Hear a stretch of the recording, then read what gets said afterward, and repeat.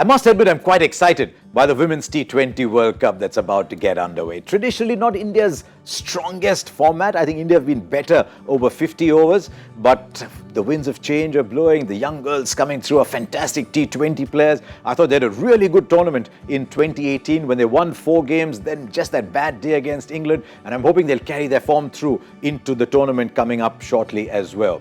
Why am I hopeful about India, even though India are in a really tough group? India, Australia, New Zealand, that's 3 teams in the top 4 all grouped together with 2 qualifiers. And that's why India versus Australia, Sydney 21st, India versus New Zealand, Melbourne 27th. Absolutely huge games. I think Australia will start favourites. The arrival of the Women's Big Bash and the exposure it's given to Australian cricket has taken them to a different level. India have a very tough opener. If India win that game, oh gee, they're laughing and they'll almost certainly make it to the semi-final. Otherwise, that India-New Zealand game on the 27th becomes so big. But why am I hopeful about India? Because of all this young talent that's coming through. Smriti Mandhana is now an established world star in the women's game. But look who's come in to join her. Little Jemimah Rodrigues from Mumbai.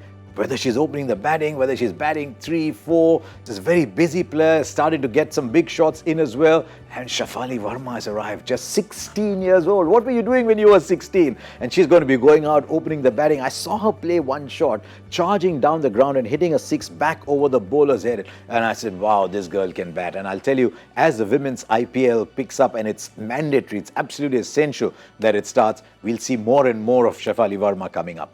But for India to go the distance, it is absolutely critical that 4 and 5 are there to finish off games.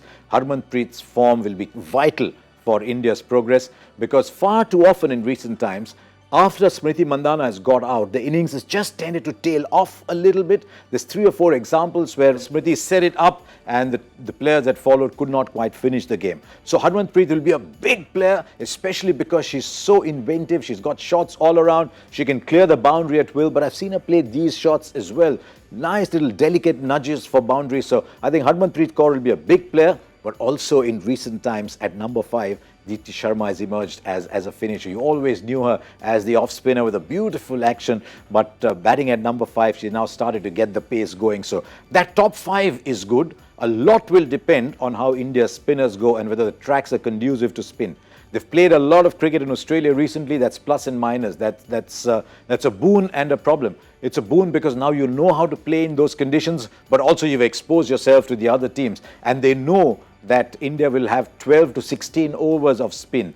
Rajeshwari Gaikwad's a good bowler, as are the 2 Yadavs, Radha Yadav bowling left arm, Poonam Yadav, little girl tossing the ball up with her leg breaks, and I like Deepti Sharma, the off-spinner. So there's lots of overs of spin. India will need someone to bowl at the death because the spinners will start. Shikha Pandey tries very hard. She's getting on, but she's always solid in there. I don't know if Pooja Vastrakar gets a game. There's a few other girls who are starting to come in. Arundhati Reddy bowls as well. But it's really about India's top 5 and India's spinners that will decide how far India go.